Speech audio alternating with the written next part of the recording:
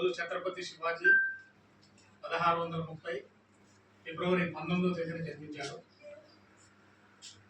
ఛత్రపతిగా మరాఠాలో ఒక సామ్రాజ్యాన్ని నెలకొల్పి అప్పుడున్నటువంటి మొఘల్ పాలకులకి బీజాపూర్ సుల్తాన్లందరినీ కూడా మరి గడగడలాడించి అక్కడ మరాఠా సామ్రాజ్యాన్ని నెలకొల్పి భారతదేశ ఔన్నత్యాన్ని కాపాడటం కోసం ఛత్రపతి శివాజీ గారు మరి చాలా చేశారు. అంతేకాదు చిన్న వయసు నుండే తన తల్లి పేరు జిజియాబాయి, తండ్రి షాజీ బాంస్లే రామాయణం మహాభారత గాథలు విని చాలా ధైర్య సాహసాలకు ప్రతీకగా శివాజీ గారు నిలిచారు. తన గురువు అయినటువంటి సమర్థ రామదాస్ ఆధ్యాత్మిక గురువుగా, యుద్ధ గురువుగా దాదాజీ కొండదేవ్ పరిపాలన అనుభవం కానీ కత్తి విద్య కానీ మొత్తం కూడా అతని నుంచి నేర్చుకున్నాడు. తన 16 సంవత్సరాల వయసులోనే బీజాపూర్ సుల్తాన్ అధీనంలో ఉన్నటువంటి తోరన్ దుర్గాన్ని ఆక్రమించుకొని మరి బీజాపూర్ సుల్తాన్లకి నిద్ర లేకుండా కూడా చేశాడు.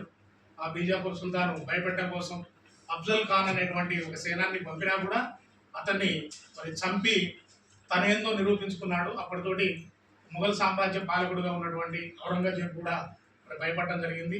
తర్వాత ఔరంగజేబు పంపించినటువంటి సైనికులు కూడా ఓడించడం, మరి చివరికి 1674 జూన్ 6వ తేదీన రాయగఢ్లో శివాజీ పట్టాభిషేకం చేసుకున్నాడు.